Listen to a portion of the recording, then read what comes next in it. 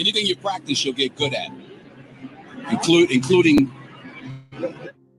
What's even worse is that many people are much more comfortable with lies than the truth. That is the reason why the truth is so easily hated, shunned, and silenced. Truth has become a right-wing concept.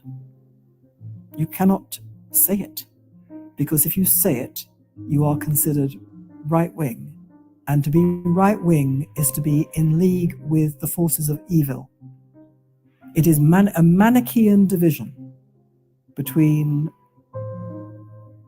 ideologies of one kind or another and those who don't subscribe to those ideologies. And the ideologies brook no dissent because they represent, in the minds of people who promote them, they represent goodness, brotherhood of man, progress, reason, education. And anyone who opposes them is against all good things. So they are not just wrong, they're not people to be argued with.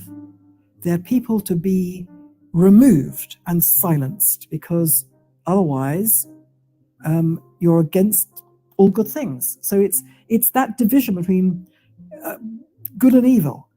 And unfortunately, if you stand up against an ideology like,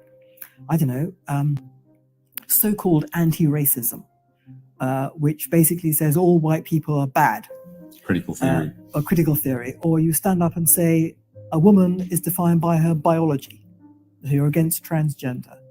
So, as you know, there's no discussion. You are cancelled. You are removed. You have to be silenced. This dissent cannot be permitted. So we're in what a thinker of a previous age called cultural totalitarianism. No alternative is to be permitted. Now, first of all, that is an assault on individual freedom of expression and freedom. But it's also a complete repudiation of reason. Because if you say there is nothing that you can say that can dissent from my ideology, and you say you're bringing evidence to oppose me, well, that cannot be the case. If you're denying evidence and reality and thinking and engagement with an idea, then you're denying reason itself. And so the irony is that in an age of supposed reason, we're so rational that we've dispensed with religion. Only idiots have any kind of religious sense because it's not based on reason. That's the thinking. So we're so rational, we've got rid of religion, and yet we are repudiating rationality completely. This is something that doesn't quite add up. So I would say that we are in a new age of unreason. That's what we're in. An age of unreason. That's what we've unleashed. And it's an irony because we've done it under the aegis of being rational. I mean,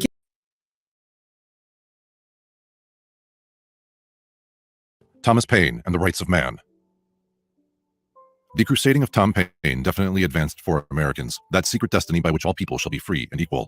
There is little doubt that he assisted Jefferson in writing the Declaration of Independence. Paine emphasized the necessity of separating the spheres of church and state and government, preached religious tolerance in a day when the spirit of persecution was still strong, attacked the special privileges of the aristocracy. Only by thousands of years of conditioning can mankind be brought to the perfectionist state envisioned by this American patriot. Of Thomas Paine, it has been said that he did more to win the independence of the colonies with his pen than George Washington accomplished with his sword. Only complete reorganization of government, religion, and education would bring us even today to the perfectionist state Tom Paine envisioned. The stormy petrel of revolutionary days in America and France was Thomas Paine. Son of a hard-working Quaker who made his living cutting barrel staves, young Thomas's formal education ended in grammar school. He practiced his father's trade for a time being, turning his mind to politics and the social problems of his time. Benjamin Franklin inspired Thomas Paine to become a champion of human rights. Their first meeting took place in England, and at Franklin's suggestion, Paine came to America and entered into the publishing business. English-born, he became an outstanding champion in the cause of freedom for the colonies. His writings so fanned the flame of patriotism that it has been said of him that he did more to win the independence of the colonies with his pen than George Washington accomplished with his sword. There is little doubt that Thomas Paine assisted Jefferson in writing the Declaration of Independence. Present research even points to the probability that he composed the entire document, then submitted it to Jefferson for editing and revision. The references in the Declaration of Independence to the laws of nature and nature's God especially reflect Paine's theological convictions. Paine held several offices in the Continental government during the period of the Revolutionary War, and in 1789 returned to Europe. 3 years later, he published his Rights of Man. Although the truths contained in the essay were never successfully controverted, the book caused repercussions that forced him to leave England to escape trial for treason. He sought refuge in France. Almost immediately, he became involved in the French Revolution as a staunch supporter of the Revolutionary Party. He boldly advocated the perpetual banishment of Louis XVI, but was opposed to the execution of the king. His tolerant views on this subject must have alienated the terrorists, for Robespierre caused him to be imprisoned under sentence of death by the guillotine. It was just before this imprisonment that he published the first part of his immortal book, Age of Reason. He wrote the second part during the 10 months of his incarceration. Paine's escape from death in France was by one of those unforeseen circumstances which so often have changed the course of history. Robespierre fell from power. His successors restored Paine to his seat in the Revolutionary Convention. When things in France had settled down to the sober process of setting up a permanent government, Paine turned his attention to George Washington, whom he bitterly attacked, thus losing much of his popularity in America. Paine returned to the United States in 1802, and his closing years were comparatively uneventful. He died in 1809. 10 years later, his body was sent back to England to be reinterred in his native earth. Thomas Paine was a free thinker, a radical pamphleteer. It was his misfortune to be born out of time, yet by his very birth and the energy of his nature, he helped to change the face of time. He attacked the corruption of the British government with such honesty and skill that he was the most feared man in England. Then, with the simple conviction of a Quaker deist, he threw the power of his written word against the religious corruption that burdened the peoples of Europe and interfered with the social progress of mankind. In the Age of Reason, Paine emphasized the necessity of separating the spheres of church and state, looking at both institutions in their practical state of corruption, rather than in their ideal state of mutual integrity. He held a broad view of religion in general, believing that all faiths were naturally good and were necessary to the spiritual security of humanity. Such broadness was out of season, and it made him numerous enemies among those holding fanatical convictions. It was dangerous to preach religious tolerance in his day, when the spirit of persecution was still strong. When the clergy involved itself in the political conspiracies of the state and descended to the level of self-interest, their spiritual power was prostituted, and, said Paine, they lost all claim upon public respect. Paine saw the conniving, plotting, and counterplotting of religious leaders who had cast their lot with the aristocracy against long-suffering and exploited citizens. With a church such as this, he had no patience, and he had the eloquence and abundant courage to express his convictions regardless of the cost. He held the aristocracy in general in equal antipathy. Privileged classes to him were little better than parasites, living off the toil of honest men in total indifference to the public good. A government compounded from a dissolute nobility and fawning professional office holders, ever catering to the longer purse, brought Paine's righteous indignation to the boiling point. Indignation which he could apply in words understandable to the masses. It was his simple reasoning that such a church, plus such a state, equaled chaos. It was bad enough for government to burden the people with extravagances, but it was still worse for the church to preach that man should accept this load as coming from God, to see it designed to purify their souls by the practice of patience and humility. It was not enough for Paine to believe that all men were created free and equal. These free men had the inalienable right of representative government and the further right to improve themselves to the enjoyment of all natural good. He was more of a perfectionist than was a practical in his own day, or even in our time. Like most idealists, he failed to accept the weakness in that very human nature which he sought so desperately to champion.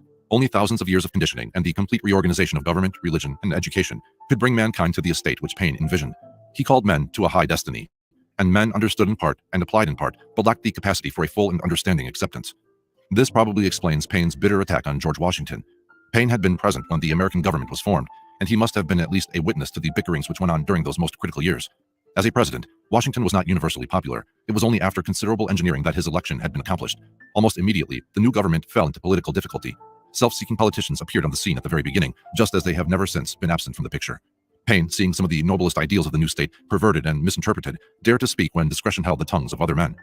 In Paine's own public career, made up largely of reverses, he chose to accept all forms of personal humiliation rather than modify any of his attitudes. He never accepted that such a policy as he advocated would be impractical in a permanent form of government. Political experience leads the wisest of public men to the realization that the possibilities of public office are limited, and that good things must be brought about slowly and opportunely if they are to survive public inertia and opposition. But in principle, Paine was right, and he has left imperishable landmarks. He was a utopian, a dreamer with a mighty courage of conviction, and when the dream of world democracy is finally realized, Paine's name and memory will be immortalized, for he was outstanding among the great pioneers of human progress. Thomas Paine's crusading was part of that secret destiny which has ordained that all people shall be free and equal. Many times his career appeared to have been ended by the accidents of ill fortune, but always he was preserved against his enemies, and even against himself. He was one of the links in that golden chain which binds the earth to the pinnacle of high Olympus. 17. The unknown who swayed